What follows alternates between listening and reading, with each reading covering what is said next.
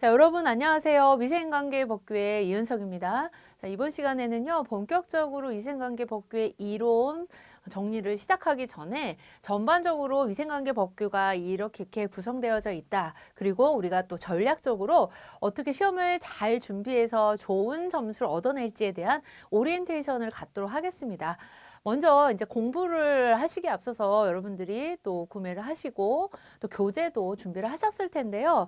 위생관계 법규를 이제 접근을 할 때, 물론 이거는 이제 법규뿐만이 아니에요. 모든 시험을 앞두고 이제 공부라는 것을 하려고 교재를 집어들었을 때는요, 이 교재가 어떻게 구성되어 있는지를 살펴보시는 것이 굉장히 많이 도움이 됩니다.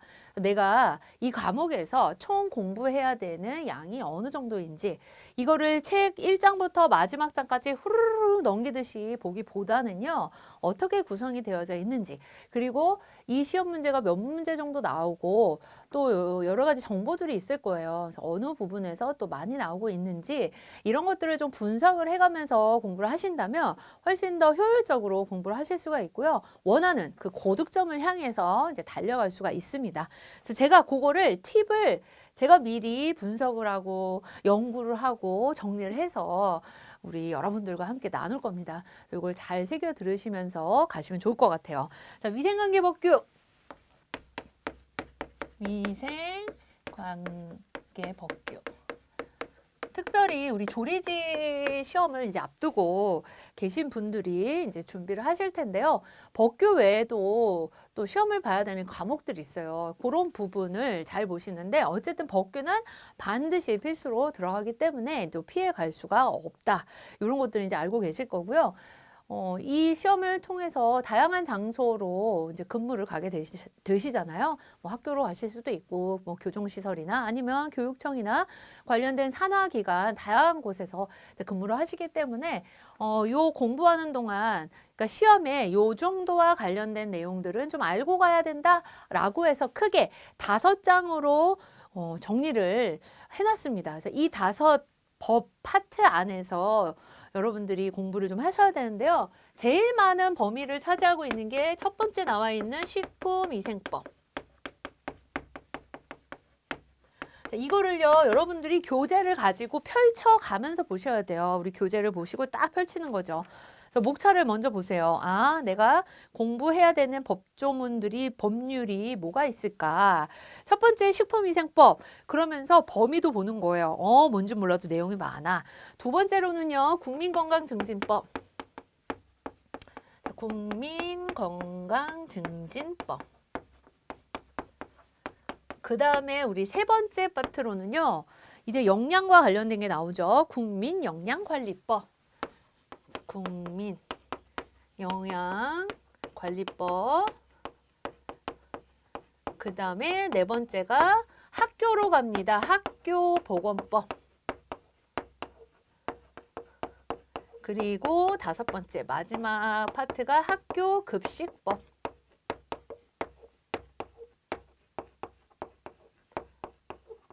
총 위생관계 법규, 이 법규에서 몇 문제가 나오죠? 20문항.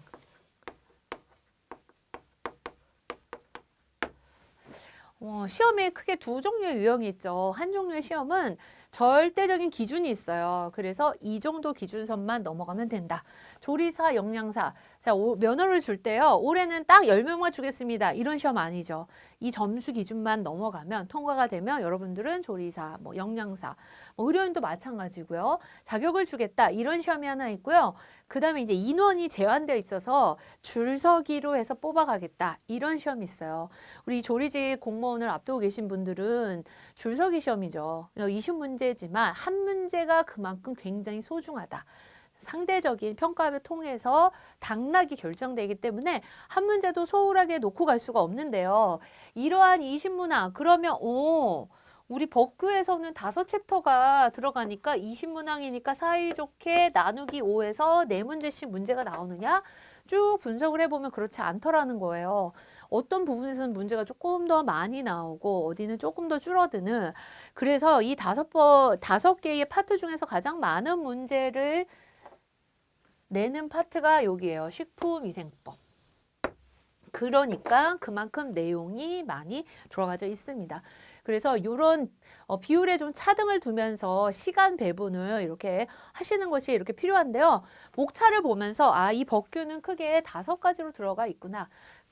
크게 보면서 작게 내려와야 돼요. 먼저 큰 숲을 보라고 이런 말들을 많이 하잖아요. 식품위생법, 국민건강증진법, 그래서 학교급식법이 있구나. 그리고 나서 하나씩 들어가는 거예요. 목차를 보면서 식품위생법은 도대체 무슨 내용이 있길래 이렇게 많이 있지? 총칙이 있네. 식품과 식품 첨가물, 기구, 용기, 포장. 이거는 식품위생법의 5총사죠. 식품위생을 지키고 있는 5총사. 지구를 지키고 있는 독수리 오형제가 있다면 식품위생을 지키고 있는 식품위생 오형제가 있습니다. 이게 식품 첨가물, 기구, 용기, 포장이에요.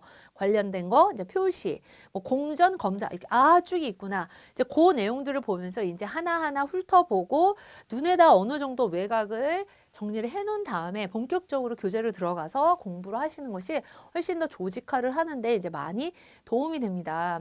자, 이렇게 나뉘어져 있는데요. 우리가 법을 공부할 때는요, 제 몇 조 하는 법률이 있어요. 법률.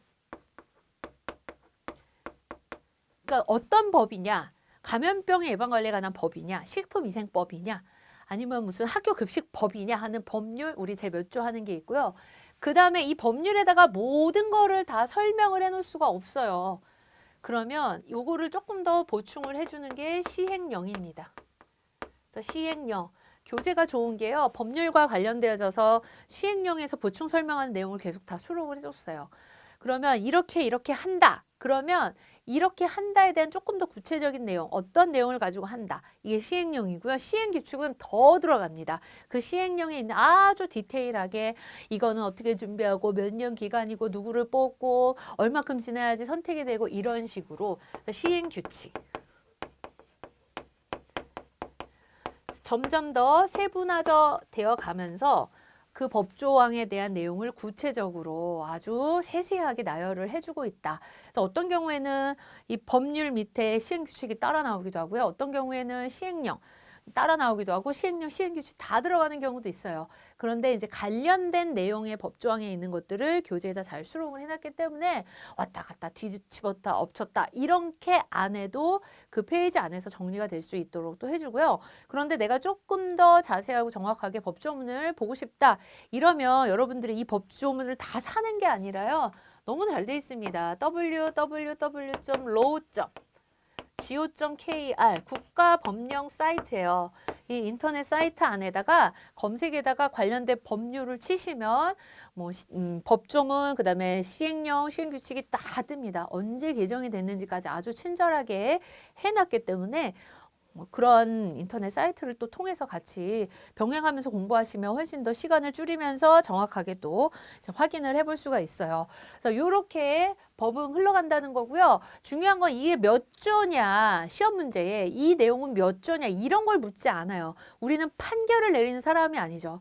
판사나 이 법조계에 있는 분들은 이게 몇 조 몇 항이냐 이게 되게 중요하겠지만 우리는 내용이 중요합니다. 그래서 너무 몇 조에 연연해하면서 가지 않되 대신 내용은 아셔야겠죠. 내용 위주로 학습을 이렇게 해주시면 되겠고요. 또 여기서 좀 구분을 해야 되는 게 뭐냐면 이 법 안에서 이렇게 해야 한다 혹은 할 수 있다. 이거의 의미의 차이를 잘 보셔야 돼요. 해야 한다는 의무고요. 할 수 있다는 선택. 그 다음에 보고냐, 신고냐 이거 다르죠. 허가냐, 신고냐, 등록이냐 이거 다 다릅니다. 그래서 그런 말뜻에 대한 정확한 개념을 이해를 하고 가는 것이 또 법을 공부하는 데 있어서 반드시 필요한 내용이다라고 볼 수가 있는데요. 이러한 명령을 누가 내리느냐가 되게 중요해요. 위반했을 때는 이러한 명령권자들로부터 제재를 받게 되어 있어서 그런 것들을 이 법 각각의 내용에 따라 좀 구분을 해보면요. 제일 첫 번째 나오는 식품위생법 같은 경우에는 누가 많이 나오시냐면 명령권을 가지고 식품의약품안전처장, 그래서 식약처장, 지방으로 가면요. 지방식품의약품안전청이죠. 그래서 청장 이렇게 갑니다. 그래서 식약처장의 명령권 하에 있는 게 굉장히 많아요. 그러니까 다 그런 건 아니에요. 물론 여기에 특별자치시장, 특별자치도지사도 나오고요. 때로는 시도지사 그룹도 나오고 시장, 군수, 구청장 그룹도 굉장히 많이 나오지만 다른 이런 국민영양관리나 학교보건법이나 이런 데서 좀처럼 나오지 않는 분들이 누구냐? 식약처장이에요. 그리고 이러한 절차와 규정은 어떤 명령에 의해서 정하고 있느냐? 이런 거를 볼 때 식품위생법 같은 경우는 총리령이 많아요. 혹은 뭐 대통령령도 있습니다. 그러니까 기본적으로 식품위생법에서는 대부분 총리령이야. 그럼 그거 따로 기억할 필요 없죠. 대신 좀 특별한 거. 대부분 총리령인데 대통령령도 있네? 그럼 그런 것들만 따로 표시를 해서 기억을 하는 게 훨씬 효율적이다라는 말씀을 드려요. 식품위생법은 식품의약품안전처장이 나오고요. 그 다음에 두 번째 국민건강증진법에서는요. 보건복지부 장관. 저는 줄여서 얘기를 많이 할 거예요. 그래서 보복장, 보건복지부 장관의 명령권 하에서 내려오는 게 많고요. 이 관련되어서 명령은 뭐 보건복지부령이나 대통령령 이런 것들이 주를 이룹니다. 국민영양관리법 세 번째 나오는데요. 마찬가지예요. 보건복지부 장관이 많이 나와요. 보복장에 의해서 이런 명령권을 가지고 있기 때문에 대부분 보건복지부 장관이면 굳이 기억하실 필요 없겠죠. 요런 국민영양관리법의 카테고리 안에서는 그 다음에 뭐 보건복지부령으로 정한다 이런 것들이 좀 있고요. 학교보건법 같은 경우는 메인이 어디냐면 학교예요. 학교 급식도 마찬가지입니다. 그러니까 보건복지부 장관이 나올 게 아니라 어느 부서 장관이 나오겠어요. 그렇죠. 교육부 장관이 나옵니다. 교육부 장관.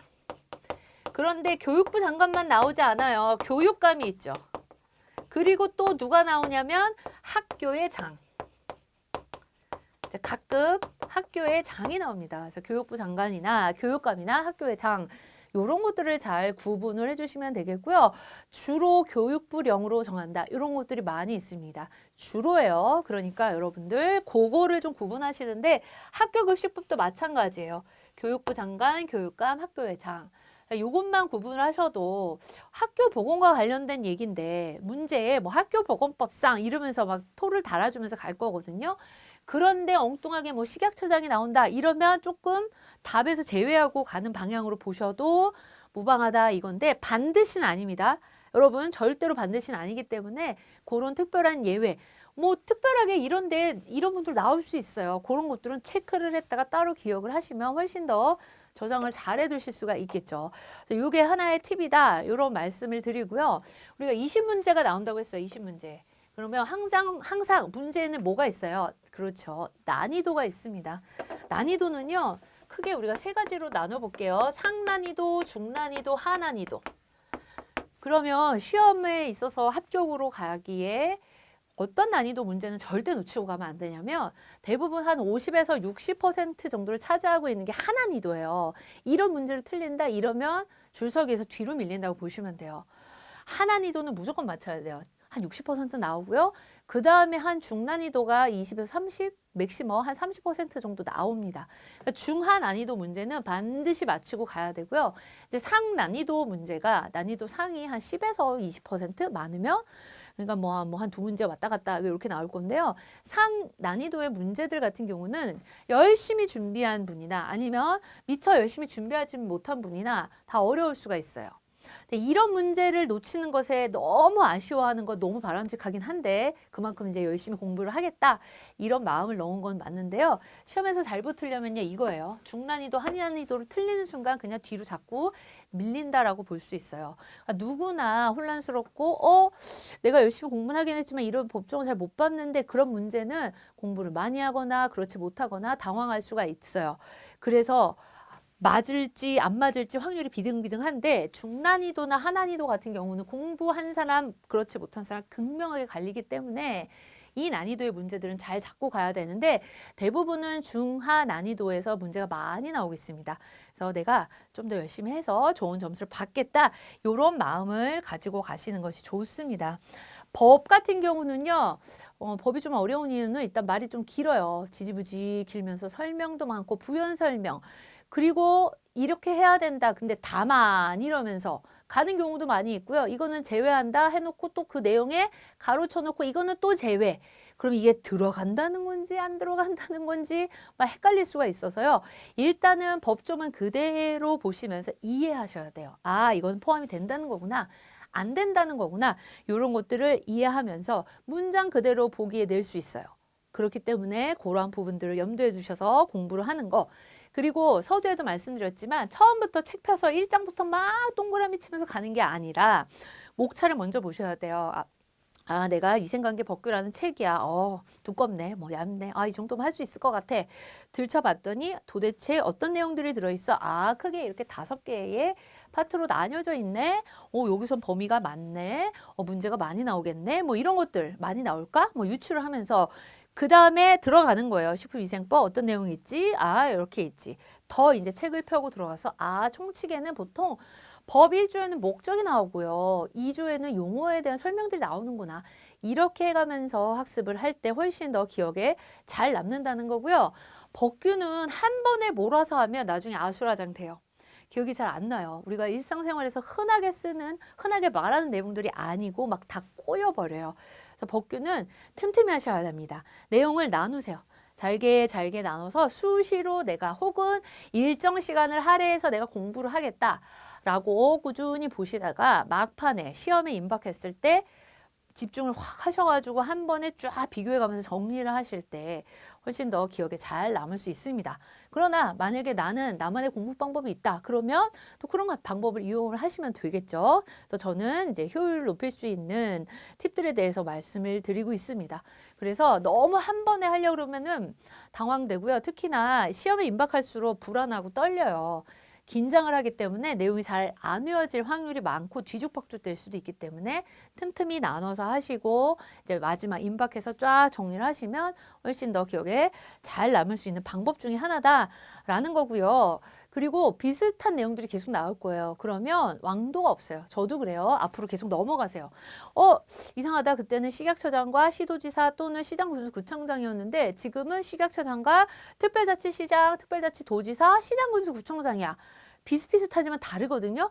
그 법조항은 뭐였지? 다시 가고. 그래서 앞뒤로 계속 넘기면서 요건 내용이 비슷한데 얘만 달라. 얘가 빠졌다가 이 법조항에서 이 내용에선 요게 들어가네. 왔다 갔다 하면서 계속 비교를 하는 거죠. 이때는 3년을 가지고 보관한다 그랬는데 쟤는 2년이야. 2년에 해당되는 거 이런 거구나. 계속 그러면 뭐예요? 계속 들춰보고 또 눈으로 한 번 더 각인하고 거기다 입까지 말할 수 있으면 더 좋아요. 학습의 효율을 높이는 방법은 자꾸 자극을 주는 겁니다. 그래서 침묵 딱 하면서 손으로만 눈으로만 하는 것보다는 말도 하고 눈도 감고 그려도 보고 말할 때 내기가 또 들어요. 그래서 다양한 이런 감각을 이용해서 학습을 해주시면 되는데 계속 앞뒤로 가면서 비교해가면서 묶어가면서 풀어가면서 내용을 정리를 해주시면 좋습니다. 그래서 이런 요령을 가지고 이제 들어가 볼게요. 제 1장이죠. 파트 1 식품위생법은요. 총칙을 먼저 보시 목적이 있어요. 식품위생. 식품으로 인해서 생기는 위해죠. 위생상의 위해. 특히 식품위생은 5총사가 나옵니다. 식품 첨가물, 기구, 용기, 포장인데요. 이러한 5총사에 존재하는 위험 요소로 인해서 인체가 건강을 해치거나 해칠 우려가 있는 거예요. 이게 위생상의 위해예요. 이런 것들을 방지하고 식품 영양의 질입니다. 영양의 양적 아니고 질적인 향상을 도모하고요. 식품에 관한 올바른 정보를 제공해서 결국에는 국민 건강을 보호 증진하는 거예요. 국민 건강이 포인트입니다. 국민 건강을 보호하고 증진. 보호해주고 위해로부터 그다음에 그 수준에 머물러 있는 게 아니라 높이는 거죠. 증진하는 것을 목적으로 하기 위해서 만들어 놨습니다. 용어는요, 이제 식품과 위생과 관련된 5총사들 나오고, 뭐, 기구, 집단 급식소, 그다음에 식품 이력 추적 관리, 그 식품 5총사 중에서도 식품에 관한 거, 기구에 관한 거, 집단 급식소에서의 식단 등 이런 것들이 개념으로 기출이 됐어요. 용어의 정리는 반드시 기억을 이제 해 주셔야 합니다. 그리고 또 하나는요, 이제 다음 챕터로 넘어가면요, 식품과 식품 첨가물이 나옵니다. 이제 본격적으로 하나씩 나오는데요. 중요한 법조문들이 여기 많이 포진이 되어 있어요. 특히 4조, 5조, 6조 이런 것들이 있죠. 위해 식품 등의 판매 등의 금지. 이런 거 병든 동물, 고기 등의 판매 등의 금지 5조고요. 6조는 기준이나 규격이 정해지지 않은 화학적 합성품 등의 판매 등의 금지. 또 7조 식품 또는 식품 첨가물에 관한 기준, 규격. 이런 것들이 계속 이 식품위생법에서 자주 언급이 돼요. 뒤로 뭐 나중에 벌칙, 뭐 시정명령, 보칙에 가서도 계속 언급이 됩니다. 이런 것들은 잘 봐야 되는데 왜 자꾸 나와요? 중요하니까. 특히나 이 4조 있죠. 위해 식품 등의 판매 등의 금지. 그럼 위해 식품 등은 어떤 식품에 해당되느냐 이런 것들을 아주 자주 기출이 되고 있습니다. 그래서 제가 이론을 정리할 때요. 기출됐던 부분 콕콕 집어드릴 거고요. 또 하나 거기서 미처 집어드리지 못하면 문제풀이를 통해서 또 집어드릴 거니까 여러분들은 저랑 같이 잘 따라가시면 됩니다. 그 다음에 우리 챕터 세 번째 식품위생법 기구와 용기 포장 식품 5총사에는 이제 나머지 3총사죠. 유독기구 등의 판매 사용 금지에 관한 것들 같이 볼 거고요. 이 기구 용기 포장에 관한 기준 규격을 잘 지키는 거 굉장히 중요합니다. 그리고 또 기구 용기 포장에 사용하는 재생 원료에 관한 부분들 이런 부분들도 계속 언급이 되는 법조항 중에 하나예요. 기구 용기 포장에 대해서 볼 거고 그 다음에 챕터 네 번째 4장이 표시예요. 자, 이 표시는요. 식품 등의 표시 광고에 관한 법률 그래서 식품 표시 광고법이라고 하는데요. 약칭으로 이걸 따로 모았어요. 따로 모아서 그 부분에 대한 내용들이 법조문으로 있는데 관련되어진 것들을 같이 수록을 해놨습니다. 식품위생법의 몇 조 이렇게 나올 수도 있고요. 이 식품표시광고법에 의한 몇 조 이렇게 나올 수 있어요. 그 내용이 일단은 중요하기 때문에 공부를 여러분들이 수월하게 할 수 있도록 잘 묶어놨다. 여기서는 이제 표시의 기준 그리고 영양 표시하는 대상 혹은 제외식품 이거 중요해요. 자주 묻고요.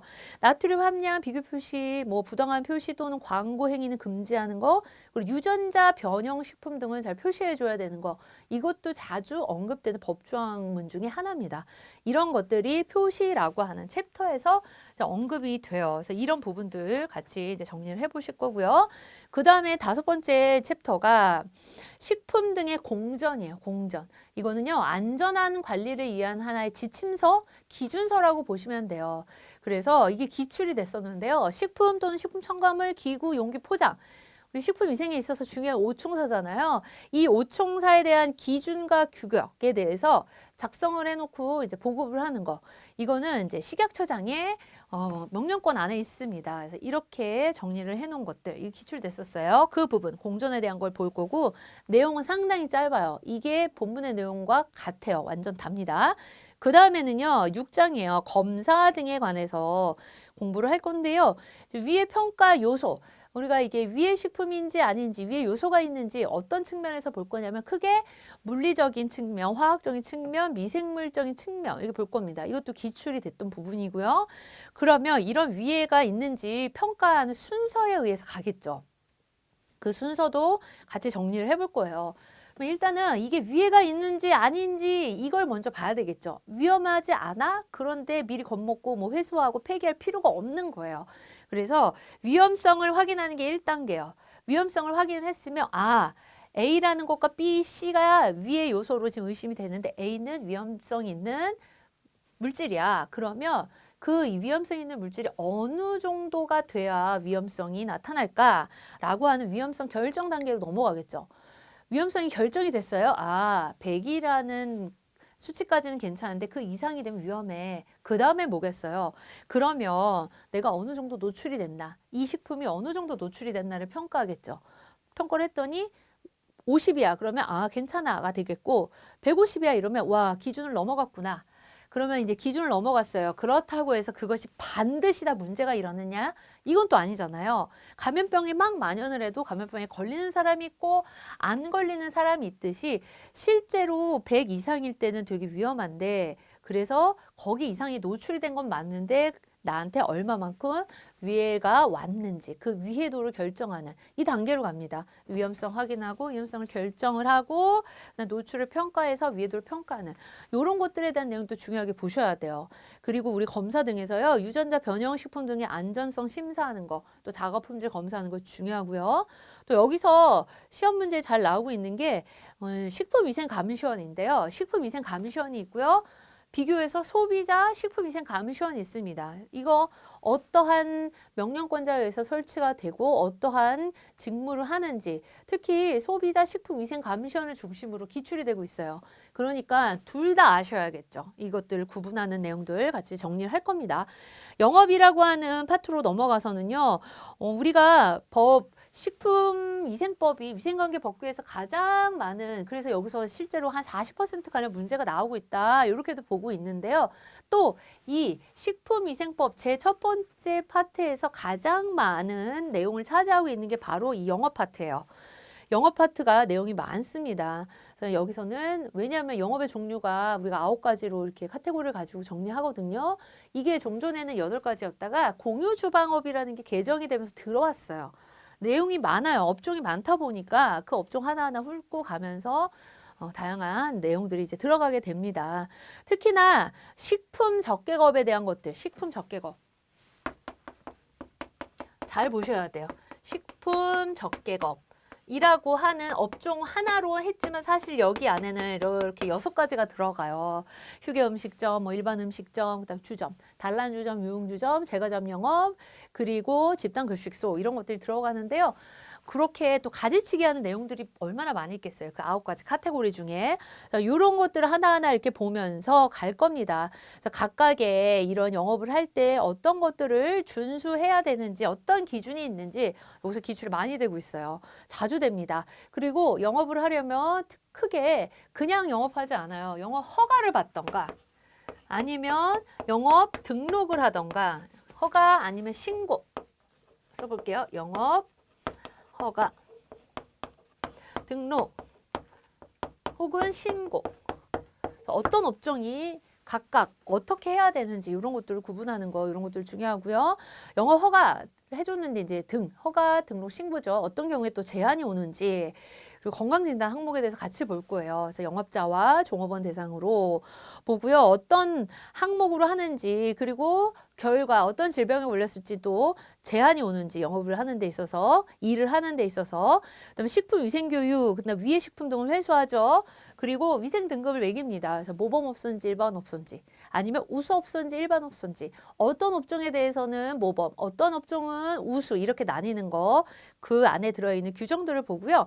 또 햇삽이라고 하는 거 있죠. 식품 안전관리 인증 기준 그리고 식품 이력 추적 관리 등록 기준 등에 관한 것들 그래서 영업에 대해서 굉장히 다양한 내용들을 같이 학습을 하고요. 조리사 파트로 넘어갑니다. 자, 여기서 중요한 건요. 조리사와 영양사의 직무 이런 것들을 구분하는 거. 그리고 어떠한 사람들에 의해서 면허를 받는지 그리고 조리사 면허 결격이 되는 사유들이 있어요. 요거 중요하게 볼 거고요. 또 어떤 병에 어떤 질환에 노출이 되는 경우 또 뭐 예외. 뭐 정신질환자 같은 경우에는 안 돼요. 그러나 전문의가 오케이 하면 된다. 그리고 감염성 질환자 같은 경우는 안 되는데 또 비형 감염을 제외한다. 뭐 이런 게 있습니다. 이런 경우들을 보고요. 또 이분들은요.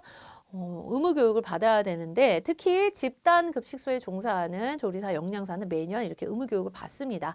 그런 내용들. 그다음에 넘어가면요.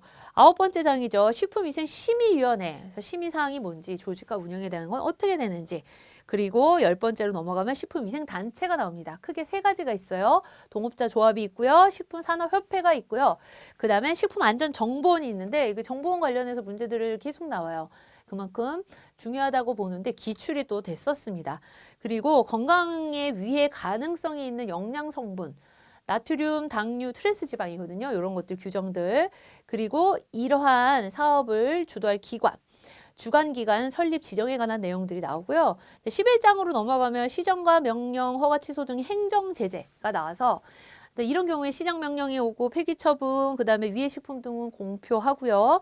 그다음에 어떤 경우에 허가나 등록이 취소되는지 아니면 영업의 전부 또는 일부가 정지되는지 혹은 영업소 폐쇄, 품목, 제조 정지 이런 사유들이 나옵니다. 그런 것들 보고요. 또 조리사 면허 취소 등의 사유 그리고 과징금 관련된 내용들 나옵니다. 이제 그 다음에는 보칙이 나와요. 보칙은 보충하는 뭐 규칙 이렇게 이해하시면 되는데요. 법령의 기본 규정을 보충하고자 만들었습니다. 식중독에 관한 조사, 뭐 식중독 대책 협의기구 설치하는 거, 그리고 집단급식소와 관련되는 거. 집단급식소 관련된 내용들도 잘 보셔야 돼요. 또 권한의 위임은 어떻게 되는지.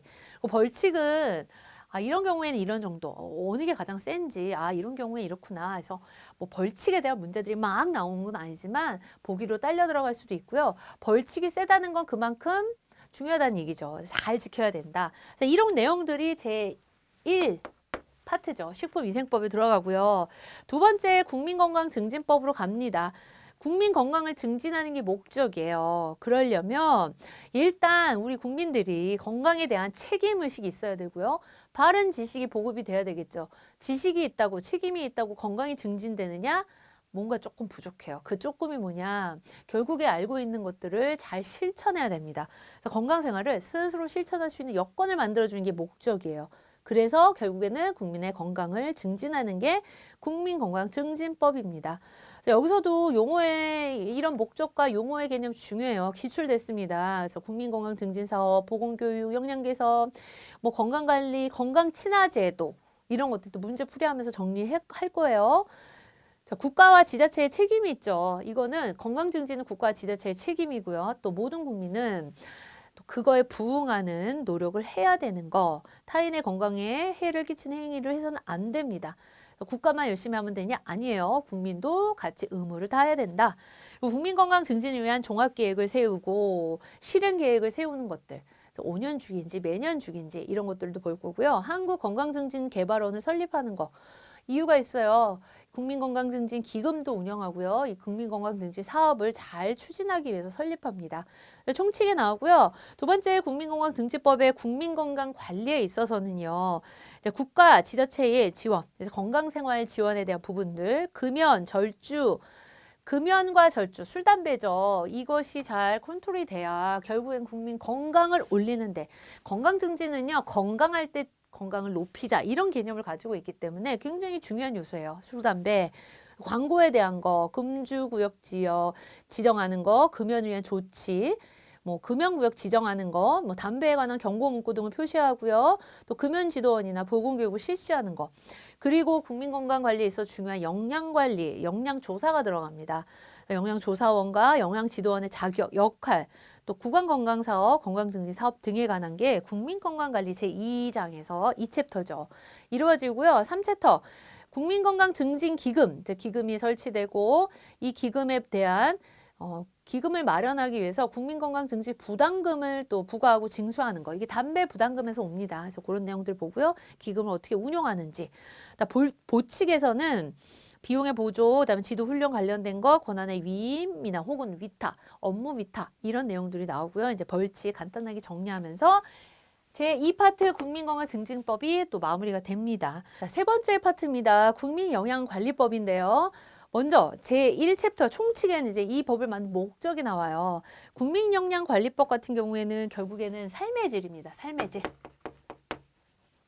삶의 질을 향상하기 위해서 해결되어질 게 국민 영양, 그다음에 건강 이런 것들이 증진이 되는데 그렇게 하기 위해서 국민 식생활에 대해서 과학적인 조사, 연구, 체계적이죠. 이러한 체계적인 국가 영양 정책을 수립하고 시행해서 영양 건강 증진을 도모하면서 결국에 어디까지 여기죠. 삶의 질까지 가겠다라는 내용들 이제 목적이 들어가 있고요. 두 번째 챕터 국민 영양 관리 기본 계획을 그럼 어떻게 세우느냐?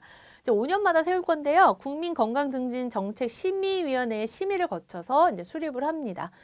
그러면서 국민영양관리 이제 시행계획이 매년 나오는 거죠. 그리고 국민영양 정책 등의 심의 어떻게 이루어지는지 이런 것들을 이 챕터에서 보고요. 제3챕터 영양관리 사업에서는요. 영양식생활 교육사업 또 영양취약계층 등의 영양관리 사업 그리고 영양관리를 위한 식생활 영양조사 이런 내용들 영양소 섭취 기준 식생활 지침의 제정 보급 이런 것들이 이제 영양관리 사업 안에 해당이 돼요. 네 번째 챕터 영양사의 면허 교육과 관련돼서는 이제 면허 결격 사유가 이제 또 영양사 우리 앞서서는 식품위생법에서는 이제 조리사에 대한 게 좀 나왔고요. 여기서 영양사에 대한 결격 사유 이런 것들을 같이 정리하면서 어떤 업무 면허 취소에 관한 내용들을 보겠습니다. 보칙, 벌칙 관련해서는요. 임상 영양사의 업무나 자격 기준이나 과정, 업무 위탁에 관한 것들을 조금 더 이제 설명을 해주고 있습니다. 자, 이렇게 해서 마무리되고요. 네 번째 파트죠. 이제 학교보건법으로 넘어갑니다. 학교보건법은요. 학교 있는 집단들이 있죠. 학생과 교직원이 있어요. 학교 보건 관리에 필요한 여러 가지 사항을 규정을 합니다. 그래서 결국에 누구? 학생과 교직원의 건강을 보호하고 증진하는 거. 그래서 학교 보건법이에요. 학교 보건법 안에는요. 이제 학생 건강 증진 기본 계획 이런 것들이 또 세워지죠. 기본 계획은요, 교육부 장관이 5년마다 세웁니다. 그리고 나서 매년 이제 시행 계획을 수립하고 이제 시행을 하고요. 또 보건시설 관련해서 기출이 됐었어요. 보건실 설치 누가 하느냐? 학교의 장 아니에요. 학교의 설립자나 경영자가 한다. 라고 하는 이 보건실을 필두로 보건시설과 관련된 여러 가지 기준들 이런 것들을 볼 겁니다. 학교의 환경위생 및 식품위생 이런 것들을 볼 거고요. 또 학교 시설과 관련돼서 이 환경위생, 식품위생에 대한 점검의 종류, 점검을 하는 시기가 나와요. 종류들이 있는데 이게 기출이 됐었어요.